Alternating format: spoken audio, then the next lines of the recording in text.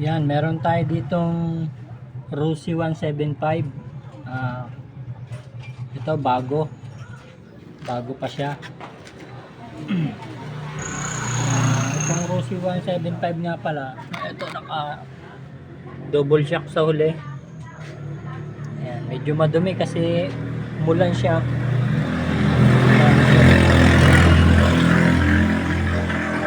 Ang experience ko dito, painitin yung makina niya. Tapos pagka yung galing ka sa pagtakbo at nag-minor ka, yung primera parang di mo maalis, kaya kailangan bombahin mo muna, ganun. I-arangkada mo muna sabay tanggal tapak para ma-neutral. Ito. Maganda siya, malakas siya. Parang humihingi siya ng cambio kasi po naka low speed. Ayan, 428 45 teeth.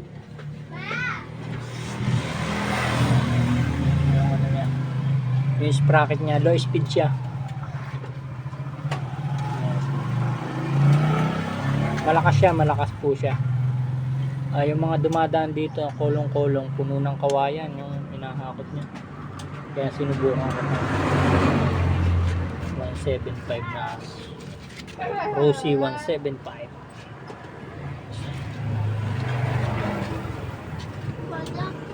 Maganda naman siya. At yung inakyat ko nga pala ito ng from Cabanatuan City hanggang Paler, sa Sabang, hanggang Sabang. Po siya, nakuha ko lang siya ng 2 hours and 20 minutes. Naka low speed po siya, yung malaking sprocket po na yun ang gamit. Ayan. At ngayon ay magche-change oil tayo kasi naka 500 na. Ayan. Ayan, 600 pa nga po. 601. 601. Ayan. Kaya magche-change oil tayo. Malakas siya. Buhayin natin. May hawak mo nga. Ito nga palang Rosy 175 macho. Tapos pag in-start siya, painitin siya. Kailangan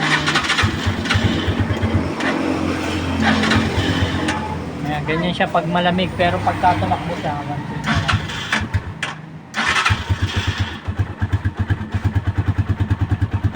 kailangan naka-idle ka ng kaunti. Pakita mo yung idle. Yan, kailangan. Pakita mo rin ako. Tingnan mo kasi. Yan, kailangan naka-idle na ganyan.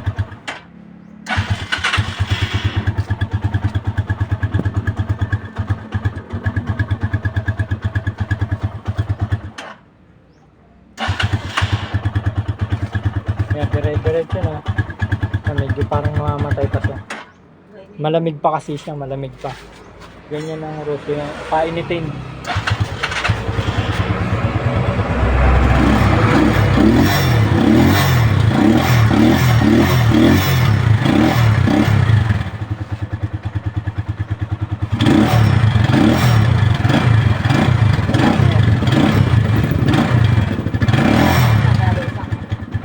Ayan, tapos may hazard siya. Ayan, naka-hazard. Busina. Ang busina.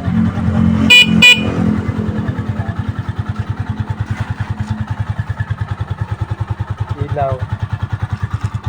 High-end lang yung ilaw.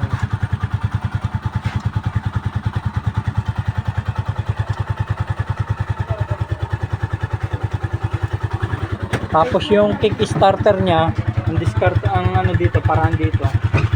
Para may start yung starter niya. Matigas kasi po yung kick nito, yung kick-starter niya. Ganito lang po ang pag-start dito.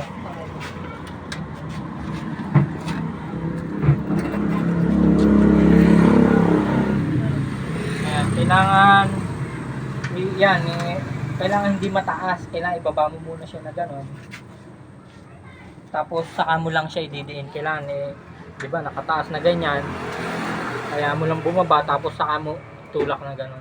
Matigas to, ayun matigas siya, ay nakapatay pala, sorry.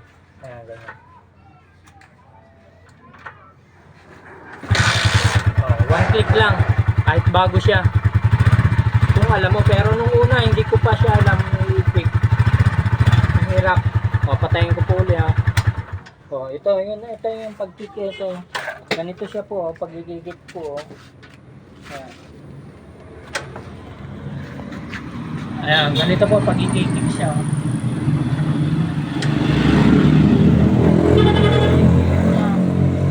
Ayan, ganito po pag i-click. Diba nakaganyan, hayaan mo muna siya ibaba yun. Pag nakababa na siyang gano'n, saka mo siya ididinan. Pag nakababa ng gano'n, saka mo ididinan. Ay sorry, hindi pa nakano. One click lang. Pero pagka sinipa mo siya to nung pag ganito diretso, pahihirapan ka, kailangan ibaba mo muna, hayaan mo munang bumaba siya, tingnan mo, bababa. Kaya pag nakababa na siyang ganyan, saka mo. Ayun. Malabot lang. So, i-change oil natin, malamig pa po yung makina niya. Kailangan painitin natin ng konti. So, bago natin painitin, luwagan ko muna habang, kasi pagka mainit po yung makina at tinanggal mo yung tornilyo, baka ma-lost thread. Kaya kailangan habang mahigpit pa siya na malamig, luwagan ko na ng konti tapos saka ako painitin. Ano to 17 nga pala yung sa drain plug niya, 17.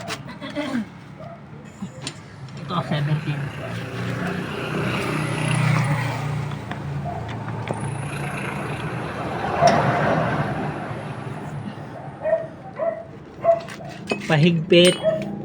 Pahigpit, paluwag. So papagano lang natin yung pana. Ayun, maluwag na kagad. So isang ganun ko lang, maluwag na kagad. Pwede na natin painitin. At ito nga pala yung kanyang filter. Yung filter, may filter siya dito.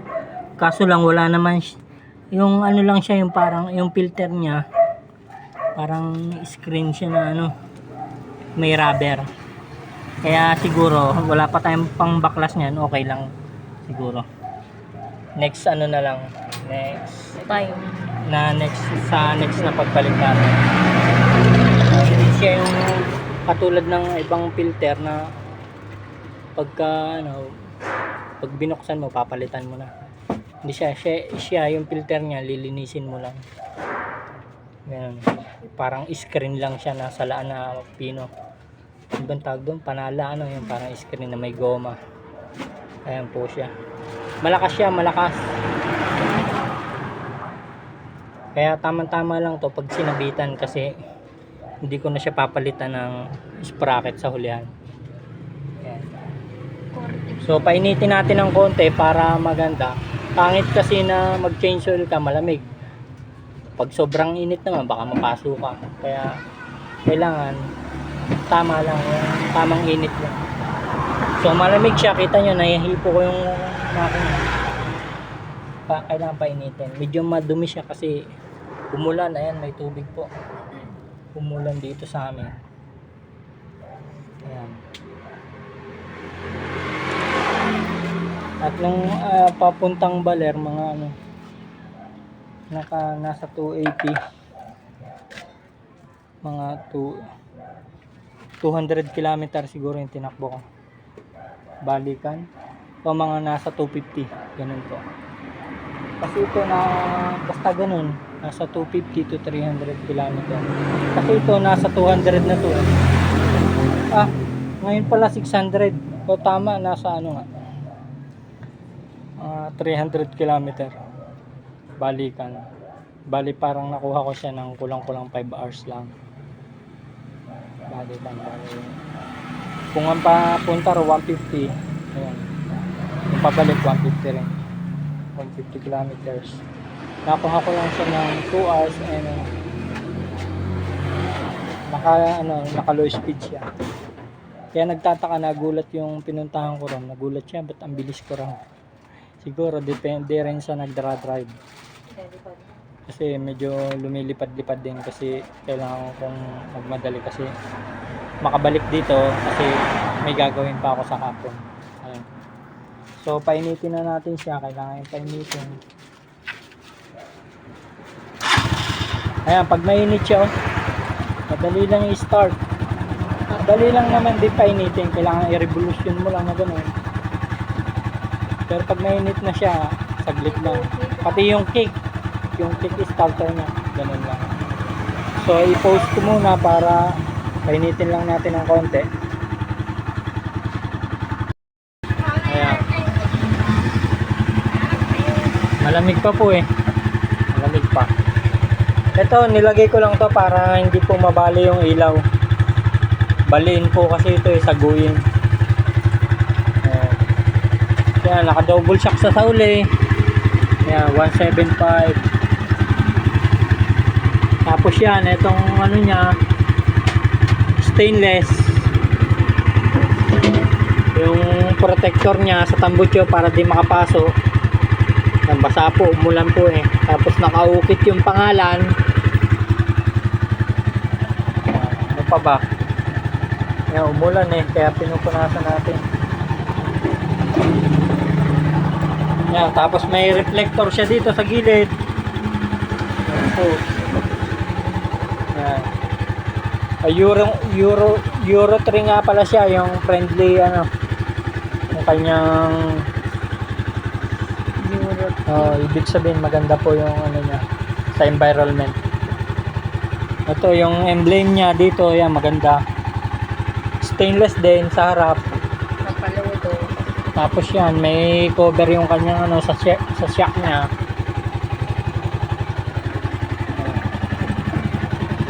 Ano pa ba?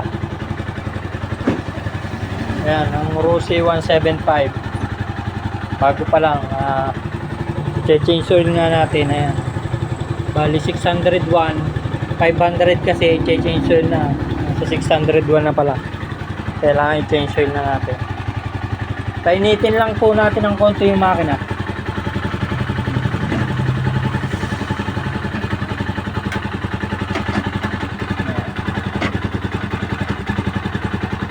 Ayan, pansahod, kahura natin. Pwede na. Ayan. Kailangan, pag malamig pa, luwagan muna ng konti para hindi ma-lost thread. Tapos saka painitin. Pagka mainit naman, kailangan palamigin muna ng konti bago pihitin. Ayan. Medyo mainit na siya. Siguro, tanggalin na natin yung drain plug. Ayan yung drain plug niya. Ilalim.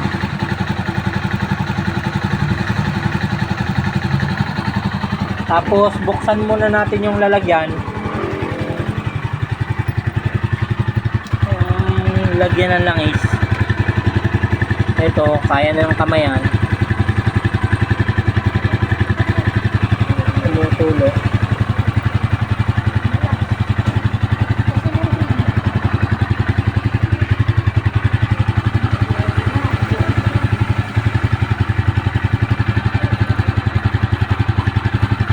Patayin na natin.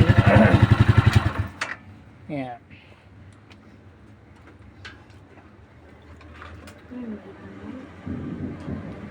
Ayan, para singaw siya pag yung Init. ayan, yung pan-change oil natin. Ito. Ayan, tama-tama lang yung para hindi naman tayo mapasok. Ito nga palang gagamitin natin na ayan, Suzuki ano 10W40. Ayun 10W40 nga pala. May 10W ano pa yung mga langis dyan? 10W50 ganon, 20W40, Ganon. Pag bago yung motor mo, bago, yung 10W kasi na yun yung langis, yung nipis ng langis. Ibig sabihin ng W, yung winter yon. Wala namang winter sa atin. Ibig sabihin, pag yung 10 kasi, manipis yung langis. Tama-tama yung pagbago pa yung motor mo. Kailangan 10 lang, 1040 yung gamit mo. Pero pag luma na yung mga motor mo, 2040. Meron ba tayo niya? Ayan, katulad dito. 20W. Itong Rider 20 W40. Yung isa yung kulay green. Ito sa mga luma kong motor, 20W40 na yung ginagamit ko. Ito, 20W50. Oh. Ito 20W50. Hindi, yung green na green ang lalagyan. Oh, ito pa. Pag mga luma na yung motor, ibig sabihin makapal na yung langis na gamit mo, mas malapot. Ito kasi malabnaw po ito. Malabnaw po ito, bago pa, kumbaga manipis. Ito 20W40. Yan, gamit ko diyan sa mga lumang motor ko. Ayan mga luma, ayan pa nasa labas. Ayun pa yung isa. Sa likod. Siya na. Ayan. Pag bago, kailangan yung manipis lang, langis. Ito, makapal na to, malapot na to. Para, siya, pag niya sa makina, tamang-tama lang siya. Ito kasi manipis. Pag gagamitin mo to dito, sikip pa nga to pa, kailangan kaya kailangan manipis lang din na langis. Sa kapal at nipis kasi yan ang langis. Yan. Ito, malapot na to. Pag mga ganitong 20W40, malapot to. Ito, malabnaw-labnaw. Tama-tama to dito dahil bago pa yung ating motor. Ayan po. Yan ang kailangan natin dito. So, kailangan na natin na tanggalin. Tama-tama lang yung init niya, hindi makakapasok.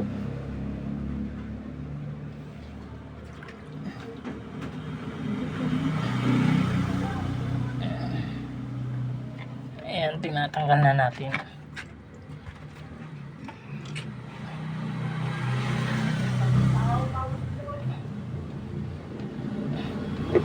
Yun.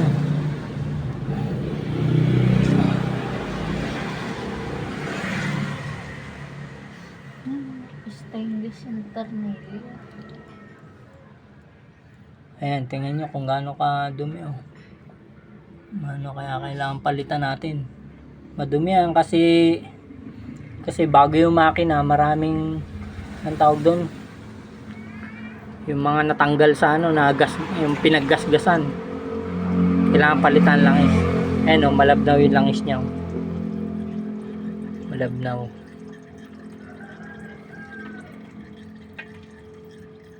Kaya pag bago po yung motor, kailangan din yung manipis lang na langis, 10W40 lang.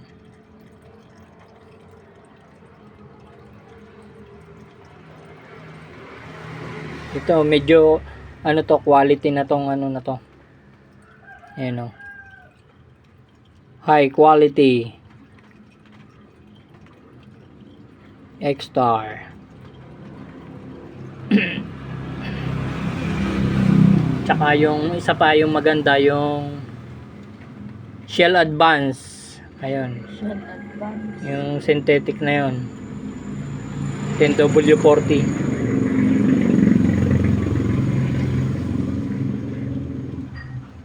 Yan, hintayin lang natin. Tapos palitan na lang natin.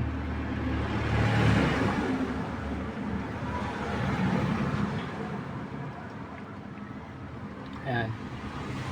Ang first change oil niya, kailangan naka 500 meter po ang kilometers tayo. So next next change oil niya 1,000. Nasa 600 tayo ngayon. Tapos next sa 1,000, 2,000 siguro pwede na. Ito kasi masyadong madumi pa ito kasi nga bago pa yung motor. Maraming yung galas. Kailangan i-change oil kagad. Tingnan nyo kung gaano karumi. Oh. Ayan. Nga pala, ito nga pala na isasagad ko ng ang takbo nito ay naipapalo ko siya ng 110. 110. Oh, ito. Kaya lang ang takbo niya, yung manginig siya, parang nanghihingi pa ng kambyo kasi nga malaki yung plato niya sa huli. Siyempre, depende rin sa nagpapatakbo. Kung kaya nila, malakas yung loob at saka sanay sa mga pagbanking, hindi nag-o-over do sa kabilang ano. Dito po kasi sa may gawing baler, mataas ang ahonin at saka may mga banking. Ayan.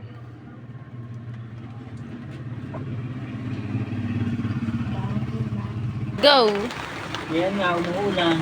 Uulan na naman. Siguraduhin natin na ilagay natin yung drain plug. Siyempre, kita natin.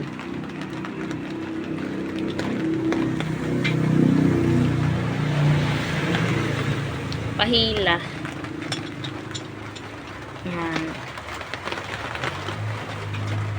Ayun. Tapos, Sali ni dito. langis. Asa na yung ano?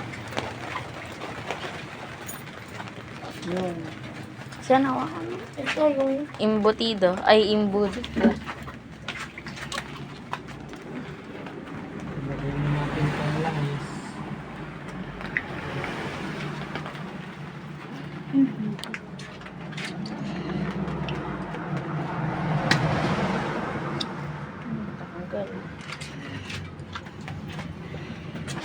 Liit na. 10W40. Ayan, pendo ko yung po. Ang dumi pa.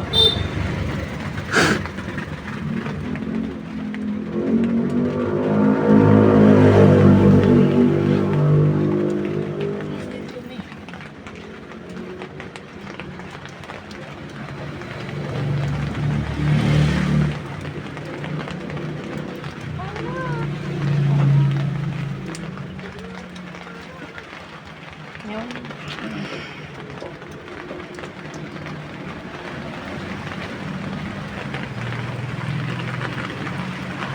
Malagnaw ang langis. Ayan, malabnaw siya. Hindi katulad ng 10W 40. ng 20W40. Malapot.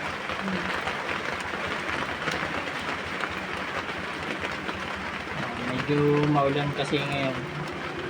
Kaya mahirap ngayon. Rainy days.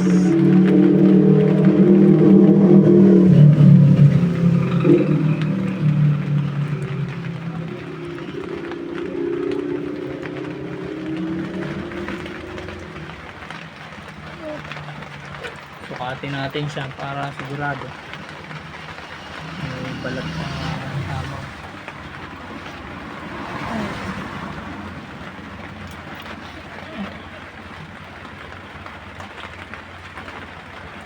Wala. Napakailangan i-todo natin to. Siguro itong 1 litro. Pang 1 litro siguro Pang to. 1 litro po ito.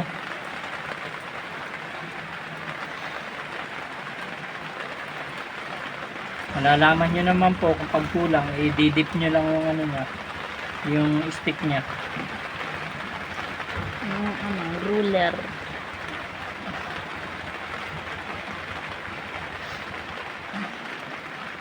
Ayan. Siya. Dip natin uli. Dito natin. Yun, Ayun, yun. sakto, naka-pull na siya. Okay na siya, pull na siya.